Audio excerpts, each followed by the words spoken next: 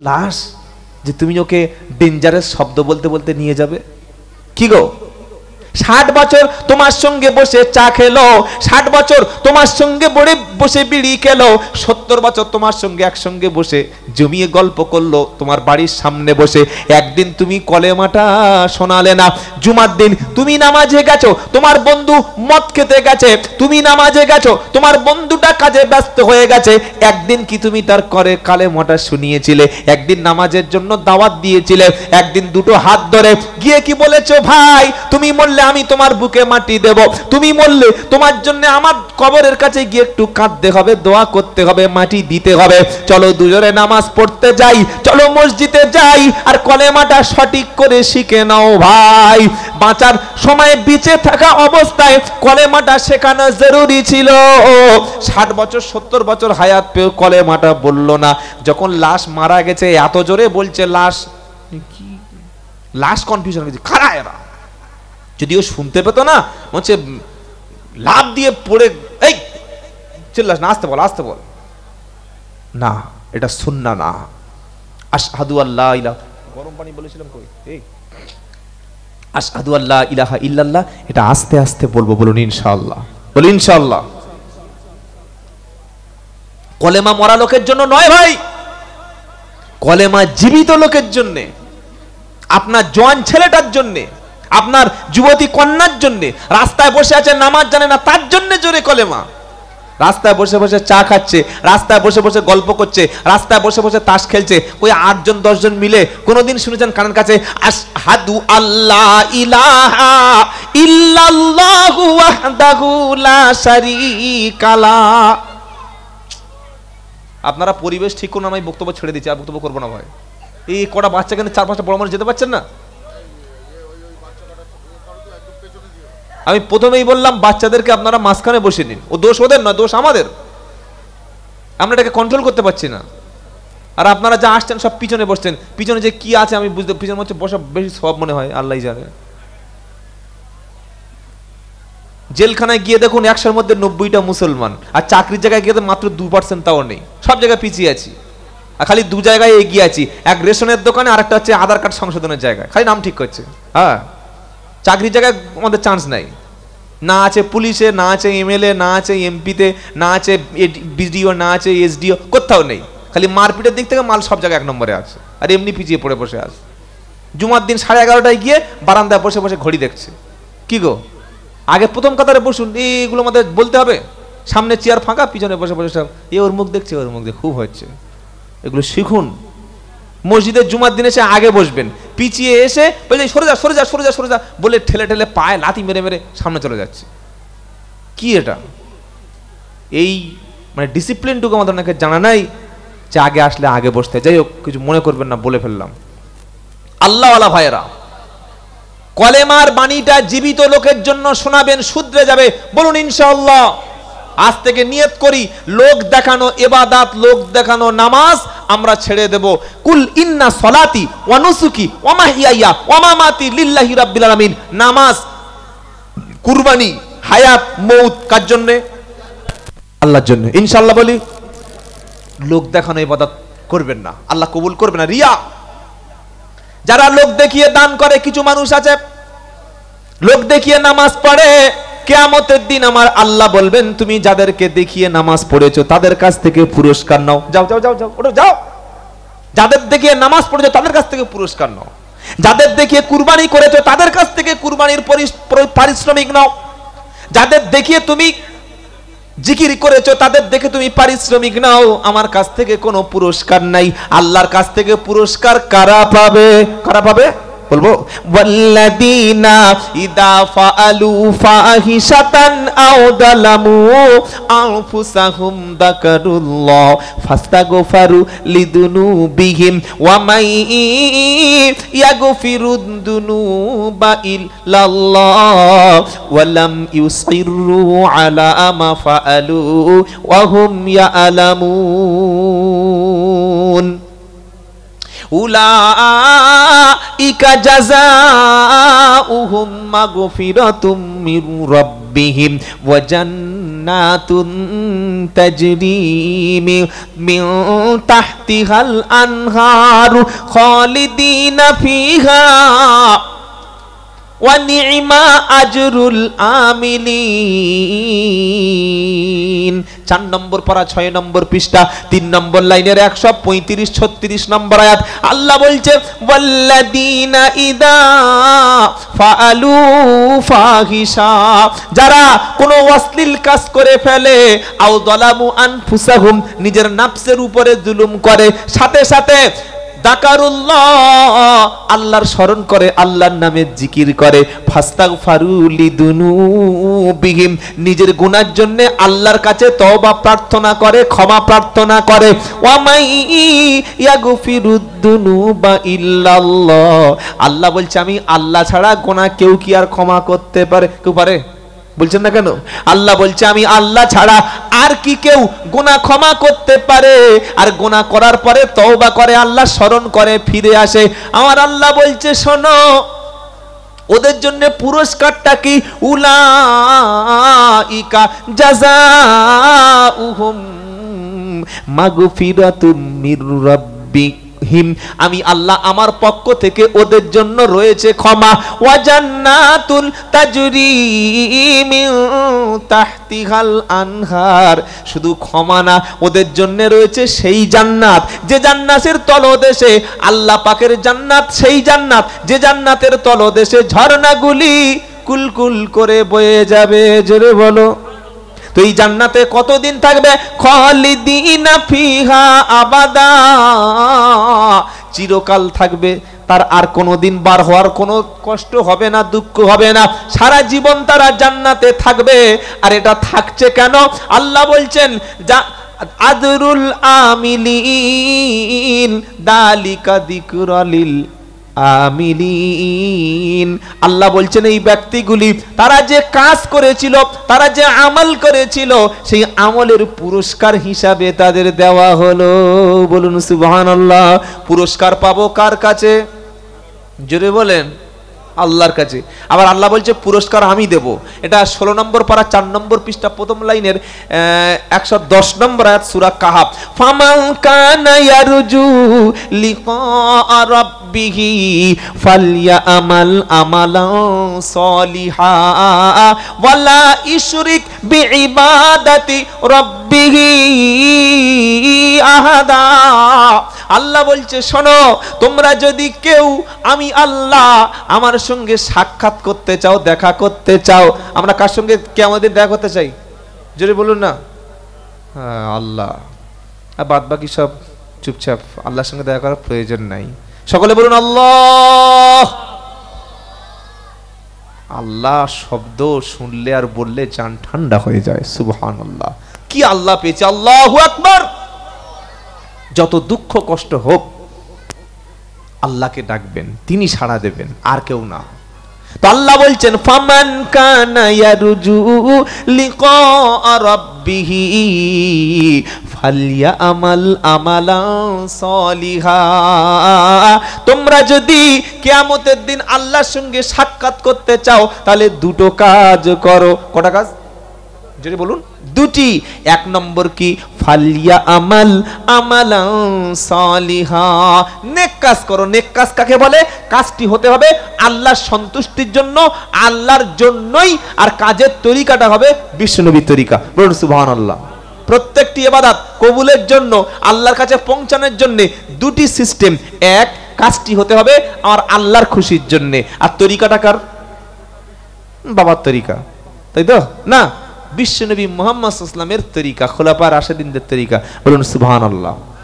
এই দুটি কাজ যদি, একটা কাজ আর দ্বিতীয় কাজ হলো ওয়ালা ইশরিক বিইবাদাতি রাব্বিহি আহাদা, আল্লাহর সঙ্গে অন্য কারো শরীক করা চলবে না। আল্লাহর সঙ্গে শিরিক না করে আর আল্লাহর খুশির জন্য যদি কেউ আমল করে, কিয়ামতের দিন আল্লাহ বলছে আমি আল্লাহ তার সঙ্গে কিয়ামতের দিন সাক্ষাৎ করব। তো যারা লোক দেখানো আমল করে, আল্লাহ কিয়ামতের দিন বলবেন, যাও তুমি যাদেরকে দেখি আমল করেছিলে তাদের কাছ থেকে পুরস্কার নাও। আল্লাহ যেন আল্লাহর সন্তুষ্টির জন্য কাজ করার তৌফিক দেন, বলুন আমিন। শোনাচ্ছিলাম অয়েল নামক যে জাহান্নামের কঠিন জায়গা, সেখানে এক শ্রেণীর মানুষ যাবে। তার 1 নম্বর কারা? যাদের নামাজে যারা গাফিলতি করে, যখন খুশি পড়ে, যখন খুশি পড়ে না। দেখবেন রমজান মাস আসলে মসজিদের জায়গা হয় না, আছে না নাই? হ্যাঁ, রমজান মাস চলে গেল, ফাঁকা হয়ে গেল। আর শবে বরাতের দিন আপনাদের এখানে নামাজ হয় বাবা? হ্যাঁ, শবে বরাতের রাত্রে নামাজ পড়া ফরজ, তাই তো? বলছেন না কেন? হ্যাঁ ফরজ, কমপক্ষে 12 রাকাত তো পড়া ফরজ, না পড়লে পাপ হবে। মাগরিবের নামাজ, জোহরের নামাজ এগুলো না পড়লে খুব একটা গোনা নেই, হালকা গোনা। আর শবে বরাতের নফল নামাজটা কিন্তু 12 রাকাত পড়বেন বাবা, না পড়লে পাপ হবে। এই জাহিল মুসলমানদেরকে কে বোঝাবে যে ফরজ নামাজের গুরুত্ব কত বেশি? ফরজ নামাজের এত বেশি গুরুত্ব, ইচ্ছা করে নামাজ ছাড়া মানে আল্লাহর সঙ্গে সম্পর্ক নষ্ট হয়ে গেল। ফরজের খবর নাই, জোহরের খবর নাই, আসরের খবর নাই, মাগরিবের খবর নাই, আর শবে বরাতের রাত্রে মসজিদে গিয়ে দাঁড়াবার জায়গা নাই। এত ভিড় হয়েছে, ইমাম সাহেব ঢুকতে পারছে না। হ্যাঁ, শবে কদরে ভিড় হবে ভাই, হোক মাশাআল্লাহ। ঈদের সময় ভিড় আছে, ফরজ নামাজে ভিড় নাই। সকলে বলুন আল্লাহর জন্য নামাজ পড়ো, বলুন ইনশাআল্লাহ। ওয়াইল দোজক, ওয়াইল নামক স্থানে দ্বিতীয় কারা যাবে? আল্লাহ বলছেন ফাওয়াইলুল লিল কাসিয়াতু কুলুবুহুম মিন যিকরিল্লাহ উলাইকা ফি দালালিম মুবিন। 23 পারা 20 পৃষ্ঠা, একদম 2 নম্বর লাইনের 23 নম্বর আয়াত, সূরার নাম সূরা জুমার। শুনছেন আপনারা? প্রথম বলেছি ওয়াইল নামক জাহান্নামে কারা যাবে? যারা নামাজে গাফেল থাকে, লোক দেখানো নামাজ পড়ে। দ্বিতীয় কারা? ফাওয়াইলুল লিল কাসিয়াতু কুলুবুহুম মিন যিকরিল্লাহ উলাইকা ফি দালালিম মুবিন। ওই সমস্ত লোকেরা ধ্বংস, ওই সমস্ত লোকেরা ওয়াইল নামক স্থানে স্থান পাবে। কারা? যাদের নিজেদের দিলকে, নিজেদের অন্তরটাকে জিকির থেকে, আল্লাহ স্মরণ থেকে যারা মুর্দা হয়ে গেছে, নিজেদের অন্তরটাকে যারা জিকির শূন্য করে গাফেল হয়েছে।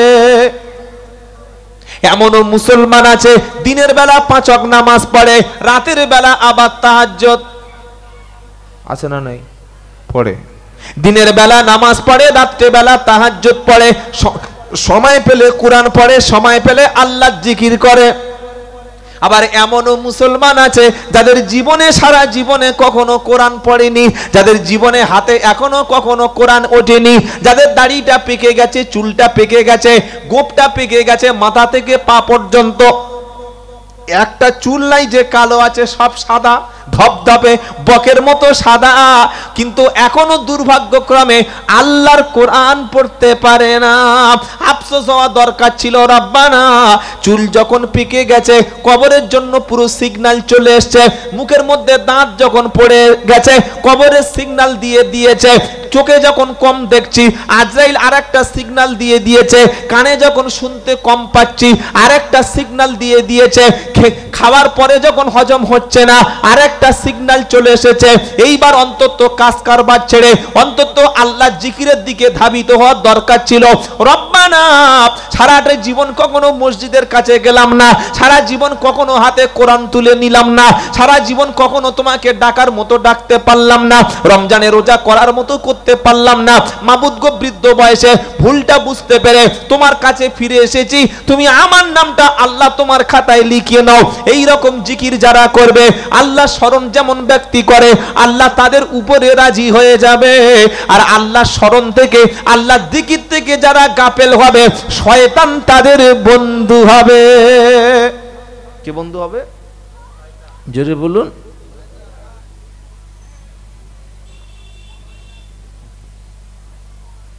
শয়তান তাদের কি হবে? বলে দলিল, ওয়ামাইয়া আশু আন যিকরির রহমান নুকাইদ লাহু শাইতানান ফাহুয়া লাহু করিন ওয়া ইন্নাহুম লায়াসুদ্দুনাহুম আনিস সাবিলি ওয়া ইয়াহসাবুনা আন্নাহুম মুহতাদুন।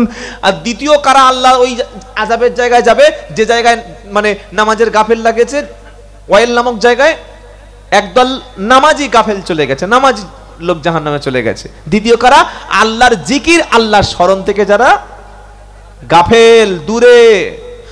কি বলছেন আল্লাহ? ওয়ামাইয়া আশু আও যিকিরির রহমান নুকাইদ লাহু শাইতানান ফাহুয়া লাহু করিন ওয়া ইন্নাহুম লায়াসুদ্দুনাহুম আনিস সাবিলি ওয়া ইয়াহসাবুনা আন্নাহুম মুহতাদুন। 25 পারা 11 পৃষ্ঠা প্রথম নম্বর লাইন 36 নম্বর আয়াত, সূরার নাম যুখরুফ। আমার আল্লাহ পাক বলছে, যে ব্যক্তি আমার স্মরণ থেকে, আমার জিকির থেকে মুখটা ফিরিয়ে নিয়েছে, আল্লাহ বলছেন, আল্লাহ আমার স্মরণ থেকে, জিকির থেকে মুখ যার ফিরিয়ে নিয়েছে, দূরে সরে গেছে, আমি আল্লাহ স্পেশাল ভাবে তার জন্য শয়তানই নিযুক্ত করে দেব। কি আশ্চর্য কথা শুনতে পাচ্ছেন? ওর পিছনে শয়তান ধাওয়া করবে।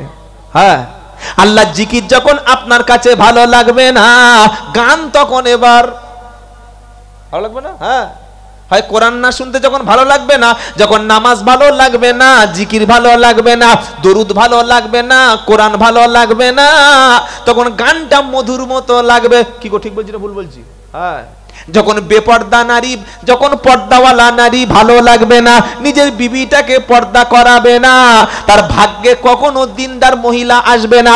ওর ভাগ্যে সেই মহিলা আসবে যার বিয়ের আগে 1 ঘন্টা 1 ডজন গার্লফ্রেন্ড ছিল, যার বিয়ের আগে অসংখ্যবার গিয়েছে নারী নিয়ে সিনেমায়, ওই নারীটা তার কপালে চলে আসবে। যে নারীটা রাত্রেবেলা কোনোদিন ভিডিও কলে ভিডিও করা ছাড়া বয়ফ্রেন্ডের সাথে ঘুমায় না, তার কপালে ওই নারীটা আসবে।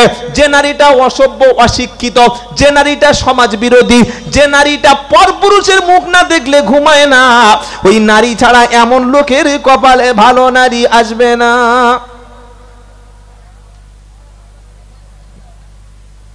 মাল খাচ্ছে, পেশাব করে পানি নেয় না, দাড়ি চাচ্ছে আর বলছে আল্লাহ নেককার বউ দাও।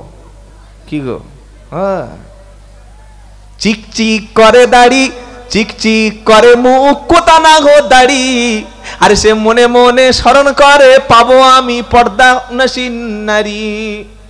ছোটবেলায় কবিতা পড়েছিলেন, চিকচিক করে নদী না কি ওটা ভুলে গেছি গো। হ্যাঁ, চিকচিক করে কাদা, কোথা না হই জল। হ্যাঁ, আর মুসলমান কি বলছে? চিকচিক করে মুখ, মুখে নাহি দাড়ি, সে আবার স্বপ্ন দেখে বিয়ে করব পর্দাওয়ালা নারী। তুমি মালটা কি? হ্যাঁ, সিগারেট খাচ্ছে, বিড়ি খাচ্ছে, আর বলছে হাফেজ মেয়ে বিয়ে করবো। খ্যাপা কথা কর। আল্লাহ বলছেন, আমার জিকির, আমার স্মরণ থেকে যখন মুখ ফিরিয়ে নেবে, শয়তান তোমার সাথী হয়ে যাবে। আর শয়তান যখন সাথী হবে কি করবে জানো? ওটাও শোনো। ওয়া ইন্নাহুম লায়াসুদ্দুনাহুম আনিস সাবিলি ওয়া ইয়াহসাবুনা আন্নাহুম মুহতাদুন। শয়তান যখন তোমার সাথী হবে, প্রত্যেকটা ভালো কাজে শয়তান তখন বাধা দেবে। ফজরের সময় বলবে ঘুমো, এই 4:30 সময় ওঠে ঘুমো, নামাজের কত সময় রয়েছে, একদিন যদি ফজরের নামাজ কাজা করিস কি ক্ষতি হবে? শয়তান বলবে। হ্যাঁ, যখন তুমি আল্লাহ স্মরণ করবে না, ফজরের নামাজের সময় শয়তান মেসেজ করে দেবে, ফুল বডি মেসেজ ফ্রি, পুরো ফুল বডি মেসেজ করবে। হ্যাঁ, ফজরের সময় তুমি যখন আল্লাহ জিকির করবে না, সুদের টাকাটা তোমার কাছে খুব ভালো লাগবে, হালাল মাল তখন খেতে মন চাইবে না। তুমি যখন আল্লাহ স্মরণ করবে না, তোমার মুখে তখন আর কোনোদিন আল্লাহ জিকির আসবে না, মুখে সালাম দেবে না, মুখে কোরআন আসবে না। আল্লাহ জিকির থেকে একবার গাফেল হয়ে দেখো, তোমার অন্তরটা যদি আল্লাহ শূন্য হয়ে যায়, অন্তরে যদি আল্লাহ জিকির শূন্য হয়ে যায়, ওই অন্তরটা শয়তান বাসা বেঁধে বসে থাকবে। আজ আমাদের ঘরগুলো তো শয়তানের বাসা। কি গো, শুনছেন আপনারা? প্রত্যেকটা ঘরে শয়তানের বাসা। বলি কিরকম? আপনি আপনার ঘরটা মূল্যায়ন করুন। ঘরের মধ্যে কোরআন শরীফ কতক্ষণ পড়া হয়, ঘরের মধ্যে নামাজটা কতক্ষণ পড়া হয়, আর ঘরের মধ্যে সিরিয়ালে টেলিভিশন আর গান কতক্ষণ শোনা হয়। আমাদের বারাইপুরের মেয়েদের কথা বলছি, এখানকার মেয়েরা ভালো। আমাদের বারাইপুরের মেয়েরা প্রত্যেকেই সারাক্ষণ ওই টিভি সিরিয়াল সন্ধ্যার পরে দেখে। ওর থেকে দেখে দেখে কি শিক্ষা নেয়? পরকিয়া। পরকিয়া বিয়ের পরে কিভাবে স্বামীকে বোকা বানিয়ে স্বামীর টাকায় ফুর্তি করে পরপুরুষকে নিয়ে এনজয় করা যায়, এই ট্রেনিংগুলো সিরিয়ালে খুব হয়। আপনাদের মেয়েরা এসব জীবনে দেখে না, সব আল্লাহওয়ালা তো, কি তাই তো? দেখে দেখে বলছেন না কেন? আর দেখলেও আপনারা স্বীকারও করবেন না, নিজের দোষ কেউ বলে। কি বলছেন? সন্ধ্যার পরে বাড়িতে তেলাওয়াত হবে কোরআন, বাচ্চারা বই নিয়ে বসে যাবে, মা কোরআন পড়বে, বাচ্চারা পড়াশোনা করবে, স্বামী নামাজ পড়তে যাবে। প্রত্যেকটা বাড়ি মুসলমানদের হবে একটা লাইব্রেরি, একটা মাদ্রাসা। বাড়িটা মাদ্রাসা করো। সব বাড়িতে কোরআন থাকবে, সব বাড়িতে নবীর হাদিস থাকবে, জীবনী থাকবে, তাফসীর থাকবে, কিতাব থাকবে, সাহাবাদের জীবনী, মুসলমানদের ইতিহাস, ভারতবর্ষের ইতিহাস, জ্ঞান ও বিজ্ঞানের বই বাড়িতে থাকবে। আর আমাদের বাড়ির বইয়ের সেলফগুলো দেখবেন, এই যে ওই সেলফগুলো যেগুলো আছে, শোকেস বা এমনি কাঠের বড় বড় সেলফ, 10 কেজি 15 কেজি 20 কেজি বিরিয়ানির হাঁড়ি, কি গো, গ্লাস সেট, শরবত সেট, ডিনার সেট, বিভিন্ন প্লেট, ঠাকুর, মানে ওই বিভিন্ন পুতুলের যে সব একটা একটা করে বসিয়ে রেখেছে। একটা কোরআন আছে পড়বো বলে না, আমাদের বাড়িতে কোরআন নাই। সামনে এত বড় এলসিডি কিনেছে 40,000 টাকা দিয়ে, এত বড় এলসিডি 60,000 টাকা দিয়ে। কি জবাব দেবেন আল্লাহর কাছে? কি জবাব দেবেন? বুড়ো বয়সে আল্লাহর কাছে কাঁদছে, আল্লাহ আমার ছেলেটা তো ভালো হলো না। ছেলে ভালো করার সময় পার করে দিয়েছেন। শুনছেন আপনারা? সকলে বলুন, আমাদের ঘরে আমরা ইসলামিক বইপত্র রাখবো, ঘরটাকে ইসলাম দিয়ে কোরআন দিয়ে সাজাবো। বলুন ইনশাআল্লাহ। এটা পরবর্তী প্রজন্মের জন্য আপনাকে রেখে যেতে হবে। আল্লাহ আমাদের তৌফিক দিক, সকলে বলুন আল্লাহুম্মা আমিন। বাবাজিরা, আল্লাহ ভাইয়েরা, তাহলে 2 নম্বর আল্লাহর জিকির, আল্লাহ স্মরণ থেকে যারা অন্তর মুর্দা হয়ে গেছে, গাফেল হয়ে গেছে, আল্লাহ বলছে ওই জাহান্নামে তারা যাবে, ওয়াইল নামক জায়গায়। 3 নম্বর কারা যাবে? ওয়াইলুল লিকুল্লি হুমাযাতিল লুমাযা আল্লাযী জামা মালাও ওয়া আদ্দাদা ইয়াহসাবু আন্না মালাহু আখলাদা কাল্লা লা ينبذن في الحطمة وما أدراك ما الحطمة نار الله الموقدة نار الله الموقدة الله أكبر সকলে বলি আল্লাহুম্মা আজিরনা মিনান নার। আগুন তো দেখেননি, আগুনে হাত দিয়েছেন কোনোদিন? এই বাবাজিরা, হাত দিয়েছেন? দেননি। আগুন জানেনই না। আগে তবু মেয়েরা রান্না বান্না করতে গেলে একটু ওই উনুনে মানে চুলে একটু হাত, এখন তো সব গ্যাস। কি গো, সব গ্যাস, গ্যাসেই চলছে। আগুন কি জিনিস জানেন না। জাহান্নামের আগুনটা প্রথমে ছিল সাদা, কয়েক হাজার বছর জ্বালানোর পরে তারপরে চেঞ্জ হয়ে গেল লাল, তার কয়েক হাজার বছর আগুন উত্তপ্ত করে হয়ে গেল কালো। আল্লাহু আকবার, আল্লাহুম্মা আজিরনা মিনান নার। দুনিয়ার আগুনে কোনো মানুষ 5 মিনিট 10 মিনিট 20 মিনিট পুড়লে তাকে যদি আগুন থেকে তুলে নেওয়া যায়, শরীরের 60% 70% পুড়ে যায়, বাঁচানোর কোনো সুযোগ তার আর থাকে না। দুনিয়ার আগুনের চাইতে 70 গুণ বেশি পাওয়ার, 70 গুণ বেশি তেজ, 70 গুণ বেশি ক্ষমতা জাহান্নামের আগুনের। চিন্তা করতে পারছেন? ভেবেছেন কখনো? ওই জাহান্নামের জ্বালানি ইন্ধন কারা হবে? ওয়াকুদুহান নাসু ওয়াল হিজারা, মানুষ আর পাথর। আল্লাহু আকবার, ছুঁড়ে ছুঁড়ে আল্লাহ ফেলে দেবে, আগুনে ছুঁড়ে ছুঁড়ে ফেলে দেবে। মরণ হবে না গো। কারেন্টে ধরল, ইলেকট্রিক শক সার্কিটে ছাড়ানোর লোক নাই বাড়িতে, আরসিবি নাই। আরসিবি নিশ্চয় আপনারা বোঝেন। এখন আমাদের সব বাড়িতে ওই যখন পাইপ লাইনের কাজ মানে ওয়ারিং করি, একটা আরসিবি থাকে। যদি কোনো বাচ্চা কারেন্টে শর্ট সার্কিট হয়, ফট করে আরসিবিটা পড়ে লাইন, মানে আর কোনো সমস্যা হয় না। কি জানেন না? জানেন না?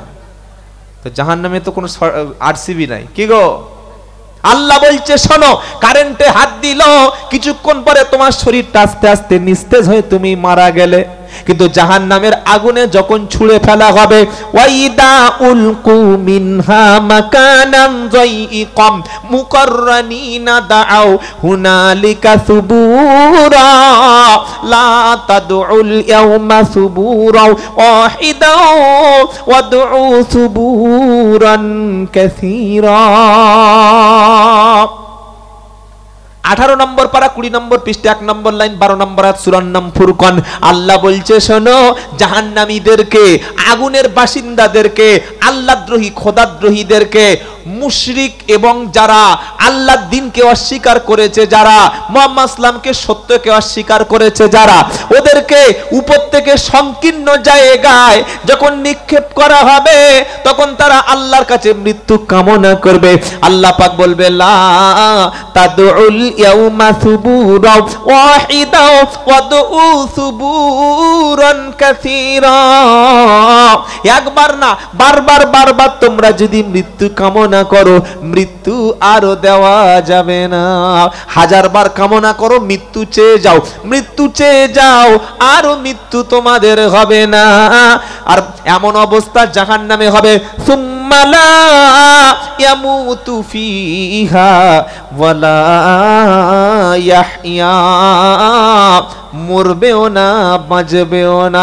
বিষ খেলে লোক বাঁচে না, মরে। বলেন না, বিষ খেলে লোক বাঁচে? বিষ লোক কেন খায়? মরার জন্য খায়। কি গো, লোক গলায় দড়ি দেয় কেন? মরার জন্যে। গায়ে পেট্রোল দিয়ে সুইসাইড করে কেন? মরার জন্য। স্বামীকে বলছে এবার দেখবে তোমার মজা দেখাচ্ছি বলে বিষ খেয়ে নিল। মজাটা তুমি দেখবে না, তোমার স্বামী দেখবে। কবরে যাও, বিষ কারে বলে বুঝিয়ে দেবে। শুনছেন আপনারা? সুইসাইড করতে নাই, সুইসাইডকারীর ঠিকানা জাহান্নাম। আল্লাহ কোরআনে সূরা নিসায় বলছেন ওয়ালা তাকতুলু আনফুসাকুম, তোমরা তোমাদের নিজের জানকে, নিজের নফসকে হত্যা করো না। প্রচুর মানুষ ডিপ্রেশনে গিয়ে ফট করে বিষ খেয়ে গলায় দড়ি দিয়ে কিংবা ওই 14 তলা ফ্ল্যাট থেকে ঝাঁপ দিয়ে মরে গেল। মনে করলো ব্যাস আমার জীবনটা আমি শেষ করে দিলাম। না, এই জীবনের মালিক আপনি নন। আত্মহত্যাকারীর ঠিকানা জাহান্নাম। জীবনে যত টেনশন হোক, যত বিপদ হোক, দরকার হয় ঘর ছেড়ে তুমি পালিয়ে যাও, অন্য জায়গায় চলে যাও। ঝগড়া হয়েছে, অন্য জায়গায় গিয়ে তুমি রাগ ঠান্ডা হলে চলে এসো, কিন্তু সুইসাইড করো না, আত্মহত্যা করো না। আত্মহত্যা কোনো মানুষের সমাধান দিতে পারে না, আত্মহত্যা কোনো মানুষের সলিউশন নয়।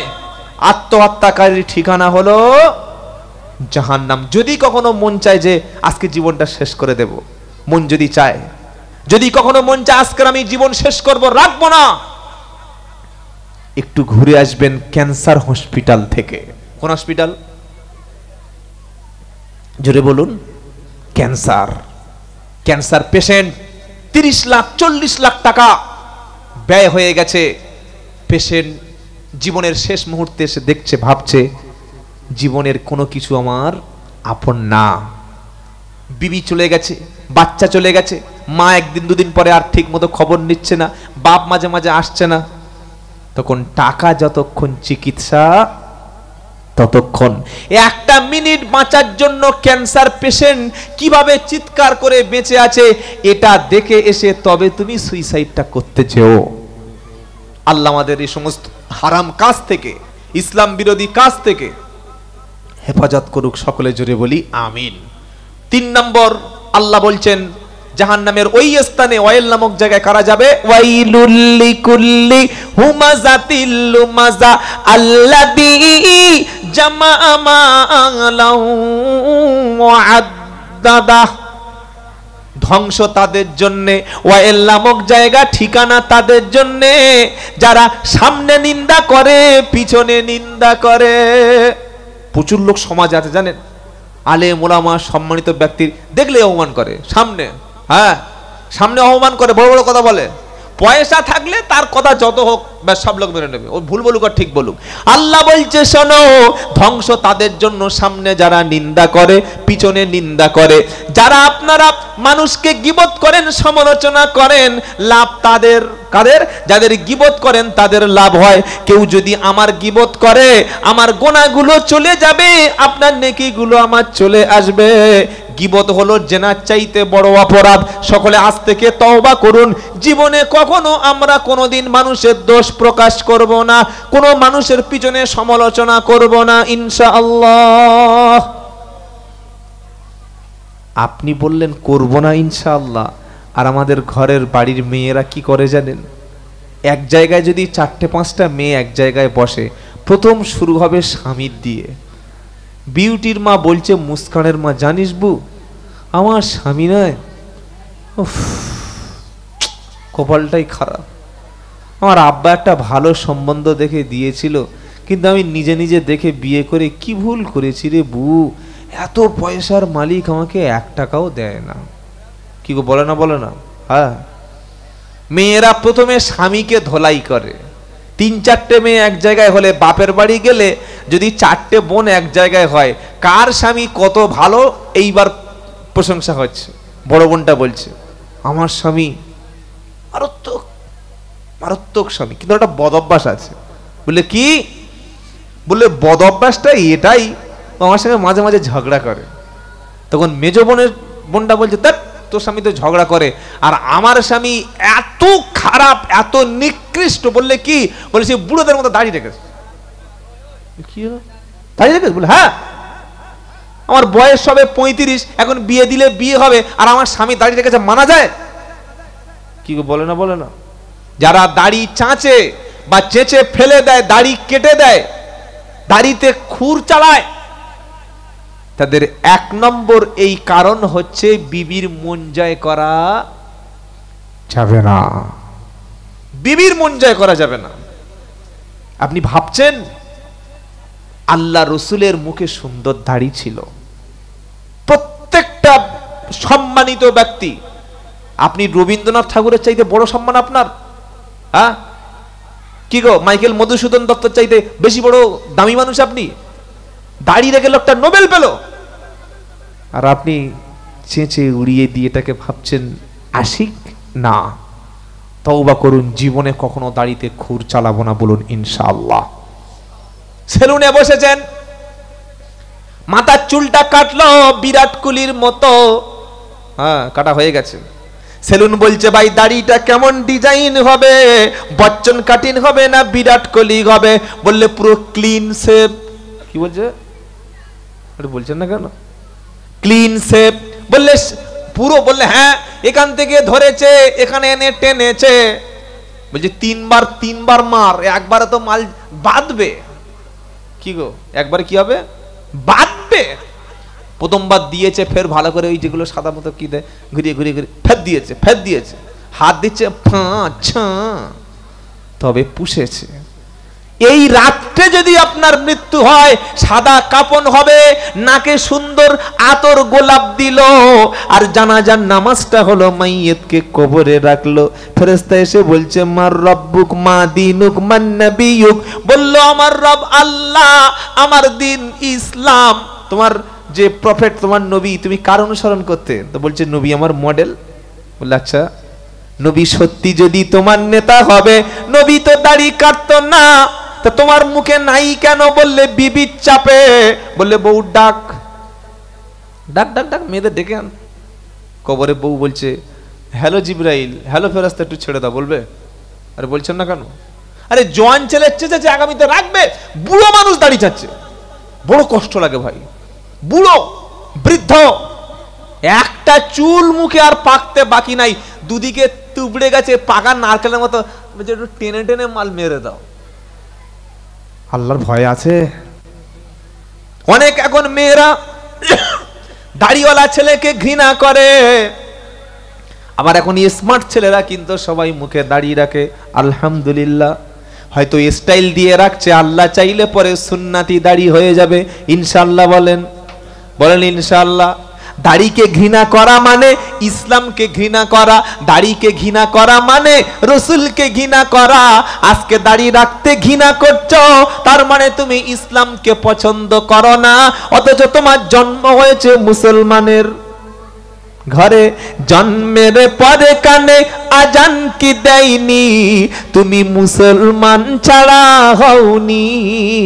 জন্মের পরে কানে আজান কি দেয়নি, তুমি মুসলমান ছাড়া হওনি। আবার মরণের পরে জানাজা পড়াবে, তখন কোথায় পালিয়ে যাবি? কি যাওয়া যাবে? আরে বলছেন না কেন? এখন মুসলমান বলে নাম নিতে ঘৃণা করছে, দাড়ি রাখতে ঘৃণা লাগছে, টুপি পরে রাস্তায় চলতে মুসলিম পাড়ায় বাস করি রাখা যায়। আর মরণের পরে জানাজার সময় কবি বলছে জন্মের পরে কানে আজান কি দেয়নি, তুমি মুসলমান ছাড়া হওনি। আবার মরণের পরে জানাজা পড়াবে, তখন কোথায় পালিয়ে যাবি? যা কাকে ডেকে আনবি আন। আল্লাহর নবী বললেন সেই ব্যক্তি সবচাইতে জ্ঞানী যে মৃত্যুর জন্য সব সময় প্রস্তুত থাকে। থাকবো ইনশাআল্লাহ। আপনাকে এখন যদি ডেকে বলা হয় কি প্রস্তুতি নিয়েছেন বলুন, আপনার কি প্রিপারেশন আছে মৃত্যুর জন্য, কবরের জন্য কি প্রস্তুতি আছে? আপনি এখনো পর্যন্ত সঠিক করে গোসল জানেন না, নাপাক গোসলটা শিখেননি, যারা শেখাতে আসছে তাদের কাছে বসছেন না, এখনো পর্যন্ত কালেমা উচ্চারণ করতে পারছে না। খাওয়ার সময় বিসমিল্লাহ বলতে হয়, জীবনে বিসমিল্লাহ বলে নাই। বিবিটা এসছে পর্দাওয়ালা, স্বামী বলছে এই ওসব পর্দা পর্দা আমার কাছে চলবে না, চল বন্ধুর বাড়ি যাব। এই বোরকা, বলে না বোরকা চলবে না। কি পরে নিবি? বললে এমন একটা শাড়ি পরবি ভিতরের ব্লাউজের অংশ যেন দেখা যায়, আর ভিতরে কি আছে দেখা যায়। এটা স্বামী না, এটা দায়ুস। আর বলছেন না কেন? দায়ুস কাকে বলে? দায়ুস হলো সে নিজের মেয়ে, নিজের কন্যা, নিজের মা এবং নিজের বোন, চারটি মেয়েকে বেপরদায় আনলিমিটেড ভাবে যে কোনো পুরুষের কাছে ছেড়ে দেয়, কোনো আপত্তি করে না। এটাই হলো দায়ুসের এক নম্বর ঠিকানা। স্বামীর বন্ধু এসেছে ঘরে, ডেকে নিয়ে ভাবির পাশে নিজের বিবির কাছে বসে দিয়ে বলছে গল্প গল্প গল্প করো। এটা চলছে সমাজে। চাচা তো ভাই, দুলা ভাই এসছে। আল্লাহর নবী সবচাইতে বড় ফিতনার আশঙ্কা করেছেন। নবী বলল, হে পুরুষেরা, তোমরা নারীদের কাছে একাকী যাওয়া থেকে বিরত থাকো। ইয়াকুম আদ-দুখুলা আলান নিসা। শুনছেন আপনারা? আলাদা কোনো পার্সোনাল নারীর রুমে, একটা ঘরে একটা রুমে নারী আছে, তুমি সেই নারীর কাছে যাওয়া, বসা, গল্প করা, চা খাওয়া, তার সঙ্গে সময় কাটানো থেকে বিরত থাকো। এবার প্রশ্ন আসছে, আচ্ছা এই যে দেওর যারা আছে এরা তো ভাবিদের সাথে খুব ভালো সম্পর্ক থাকে, আর আমাদের বাড়ির মেয়েরা দেওরকে দেখে পর্দা করে না, করে বাবা? করে? আরে হ্যাঁ মানে একটা বলুন, যদি করে তো করে বলুন, না করে তো না বলুন, বাড়ি চলে যাই। বসে আছেন কেন? করে না? করে না? করে না? দেওরকে কি বলে জানেন বাড়ির মেয়েরা? বললে আমার ছোট ভাই। দেওর? দেওর কি গো? ছোট ভাই। দেওর যদি ছোট ভাই হলো, তাহলে স্বামী মারা গেলে দেওরকে বিয়ে করা যায় কেন? কি গো, স্বামী মারা গেলে দেওরকে বিয়ে করা যায় না? যায় না? জায়েজ? যায়, অনেকে করেও। দেওরকে মায়েরা পর্দা করে না, বলে এটা ছোট ভাইয়ের মতো, ভাইয়ের চোখে দেখি। আর বোনাইগুলো, দুলাভাইগুলো শালির সঙ্গে কোনো পর্দা করে না, ওরা বলে এটা আমার ছোট বোনের চোখে দেখি। ঠিক বলছি না ভুল বলছি? আমার কথা বুঝতে পারছেন কি বললাম? সব জায়গায় পর্দা, দুটো জায়গায় পর্দা লাগে না। এক ভাবির সঙ্গে দেওরের, আর দুই শালা দুলাভাইয়ের সঙ্গে বাড়ির মায়ের বোনেদের পর্দা নাই। অথচ এই দুই জায়গায় ইসলামের আপত্তি সবচাইতে বেশি, সবচাইতে এই জায়গায় ফিতনা বেশি। দেখবেন শ্বশুর দেখলে মেয়েরা ঘোমটা দেয়, মাথায় কাপড় দেয়, শ্বশুর আসছে। কেউ করে না? করে না? হ্যাঁ, শ্বশুর দেখলে ঘোমটা। অথচ শ্বশুর হলো মুহররম ব্যক্তি, আর দেওর হলো গায়র মুহররম। দেওরকে দেখে পর্দা করা ফরজ, শ্বশুরকে দেখে অতটা গুরুত্বপূর্ণ না যতটা দেওরকে দেখে হয়। ভাসুরকে দেখে মাথায় ঘোমটা দেয়, আর দেওরকে দেখে মাথার কাপড় খুলে দেয়। দেখো আমার চুল দেখো, আমার সুন্দর মুখের ফেসটা দেখো, লিপস্টিক দেখো। হ্যাঁ, এটা করছে মুসলমান। আর নবী কি বললেন? নবীকে জিজ্ঞাসা করা হলো আরাআইতুল হামু, হে নবী দেওর সম্পর্কে কি বলছেন বলুন। নবী বললেন ফাকালা হামুল মাউত, সে তো মৃত্যু সমতুল্য, দেওর মৃত্যু সমতুল্য। নবী বলল মৃত্যু সমতুল্য দেওর। সাপে কামড়ালে মানুষ বাঁচা যায় আবার মরতে পারে, বাগে ধরলে মানুষ মারা যায়, বিদ্যুৎ শক দিলে মানুষ মারা যেতে পারে, কিন্তু দেওর ভাবির সঙ্গে যদি সম্পর্কে জড়িয়ে যায় ও সংসারটা ধ্বংস হবে আর একটা পরিবার নষ্ট হবে, সবগুলো জাহান্নামে যাবে। তাই যারা বেটা ছেলে আছেন বিয়ে করেছেন, আপনার স্ত্রীকে সব সময় দেওর থেকে, আপনার ছোট ছোট ভাই থেকে পর্দার সঙ্গে রাখবেন। রান্না আলাদা, খাওয়াটা আলাদা, গোসলটা আলাদা, গল্প আলাদা। এই যৌথ ফ্যামিলিটা সবচেয়ে বেপর্দা বেশি হয়। কি বলছি বুঝতে পারছেন না? দেওর ভাবি একসঙ্গে মিলেমিশে, এটা একেবারেই অনুচিত কাজ। ইসলাম দেওরকে দেখে পরপুরুষের মতো পর্দা করা ফরজ করে দিয়েছে। আর আমাদের 99টা বাড়িতে দেওরের সঙ্গে ভাবির কোনো পর্দা নাই, কোনো পর্দা নাই। যেমন 8-4টে যেমন ঘরের লোক, দেওরটা তেমন। আল্লাহ বলেন ও মৃত্যু মরণ, ও তোমার জন্য মৃত্যু সমতুল্য। আর যারা যুবতী বোন এসেছেন বা শুনছেন, সবচাইতে বেশি আশঙ্কা করবেন দুলা ভাইকে দিয়ে। বাড়ির পাশে যদি 1 মাস মেলা চলে, দুলা ভাইয়ের সাথে আমাদের বাড়ির শাশুড়িগুলো যাও যাও যাও তোমার দুলা ভাইয়ের সঙ্গে যাও, একটু ওই চানাচুর খাওয়াবে, ফুচকা খাওয়াবে, আরো কত কি খাওয়াবে, যাও চলে এসো। কি গো, যায় না? যায় না, হারাম। আল্লাহর নবী বললেন হামুল মাউত, পর্দা তো এই জায়গা। মৌলভী সাহেব দেখলে রাস্তা থেকে নেমে যাচ্ছ, মুফতি সাহেব দেখলে পর্দা করছো, ঘোমটা টানছো, নামাজি দাড়িওয়ালা দেখলে পর্দা করছো, আর দেওরের সঙ্গে আর নিজের ওই দুলাভাইয়ের সঙ্গে তো পর্দা করছো না। ওই জায়গায় শরীয়ত বলেছে পর্দা। এই দুটি আমল করবেন, কাজ করবেন, বলি ইনশাআল্লাহ, বলি ইনশাআল্লাহ। কারণ আল্লাহর নবী সাল্লাল্লাহু আলাইহি সাল্লাম নারীদেরকে এবং ইসলাম নারীদেরকে ফরজ পর্দার ব্যাপারে এই জন্য বলেছে যাতে নারীদের সতীত্ব, সম্মান, ইজ্জত, আব্রু হেফাজত হয়। বলুন ইনশাআল্লাহ। ইসলাম কোনোদিন বলেনি বোরকা পরে তুমি বাড়ি থাকো, স্কুলে যেতে পারবে না, এটা ইসলাম বলেনি। কলেজে যেতে পারবে না, ইসলাম বলেনি। ইউনিভার্সিটি পড়তে পারবে না, এটা ইসলাম বলেনি। ডাক্তার হতে পারবে না, ইসলাম তোমার বলেনি। তুমি গবেষক হতে পারবে না, ইসলাম তোমার বলেনি। ইসলাম তোমাকে বলছে হিজাব সহকারে নিজের সতীত্ব, সম্ভ্রম হেফাজত করেই স্কুল, কলেজ, ইউনিভার্সিটি, গবেষণাগার, যেখানে সায়েন্সের যেখানে সায়েন্টিস্টরা, বিজ্ঞানীরা সায়েন্টিফিক নিয়ে ব্যাখ্যা করে, গবেষণা করে ল্যাবরেটরিতে, সেখানে গিয়ে তোমরা গবেষণা করো, তোমরা বিভিন্ন রকম আবিষ্কার করো। কিন্তু একটা জিনিস মাথায় রাখবে, তোমরা হিজাব সহকারে নিজের সম্মান, নিজের মর্যাদা, শালীন বজায় রেখে সব জায়গায় যাবে। এটাই ইসলামের নির্দেশ। কি কথা বুঝতে পেরেছেন না? পেরেছেন না? এই 2 বছর আগে আমাদের আমাদের মুস্কান বলে একটা মেয়ে ছেলে পর্দার জন্য তকবির দিয়েছিল, মনে আছে? শোনেন নাই? বড় আশ্চর্য, ভারতবর্ষের মতো একটা জায়গায় মুস্কান নামক একটা মা আল্লাহু আকবার বলে হিজাবের পক্ষে, শরীয়তের ফরজ হুকুমের পক্ষে আল্লাহু আকবার বলে তিনি কলেজে চমকে দিল। আর মিশরে কি দেখছেন? এই আপনার ইরানের খবর দেখেন নাই? দেখেন নাই? নারীরা, মুসলমান ঘরের নারী পুরো কাপড় সব উলঙ্গ, খালি বুকের কাছে যেটুকু পরে আর কোমরের নিচে ছোট্ট একটা সামান্য কাপড় পরে, ওইটুকু পরে আর আন্দোলন করছে, বলছে আমাদের পোশাকের স্বাধীনতা চাই। কি শুনছেন আপনারা? হ্যাঁ, আন্দোলন চলছে এখন ইরানে। আর আমাদের দেশের কিছু মিডিয়া তারা কুত্তার মতো ঘেউ ঘেউ করছে, তারা বলছে ইরানের নারীদের কোনো সম্মান নেই, ইরানের নারীরা সব শেষ হয়ে গেল। এই ইরানের নারীরা সব শেষ হয়ে গেল পর্দার মানে পোশাক খুলে ফেলে প্রতিবাদ করছে বলে, আর ফিলিস্তিনের লক্ষ লক্ষ মানুষ মারা যাচ্ছে। একদিন তো চিল্লাস না?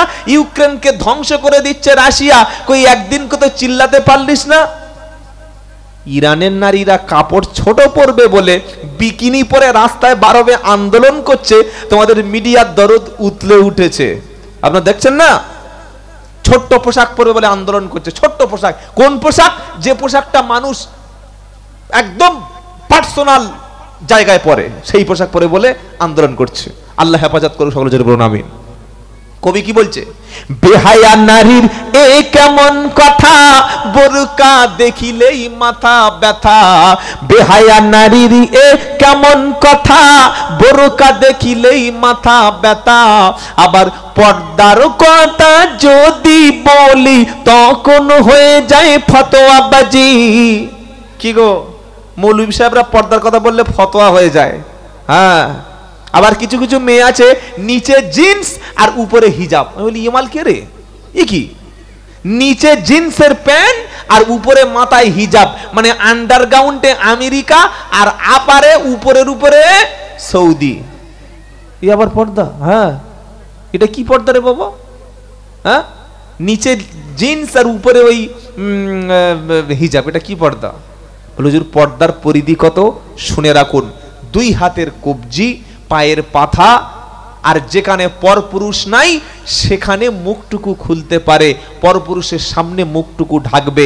কবজি পায়ের পাতা ছাড়া একটা নারীর পুরো দেহটা হচ্ছে একটা সৌন্দর্য, পুরো দেহটা হলো পুরুষদের কাছ থেকে আড়াল করার বস্তু। বলুন সুবহানাল্লাহ। অনেকে বলবেন ইসলাম নারীকে পর্দা করে ছোট করেছে। মনে রাখবেন, পর্দা কখনো নারীকে ছোট করে না। যারা নারীদের বলছে পর্দা করে তোদের ছোট করেছে, তাদের উদ্দেশ্য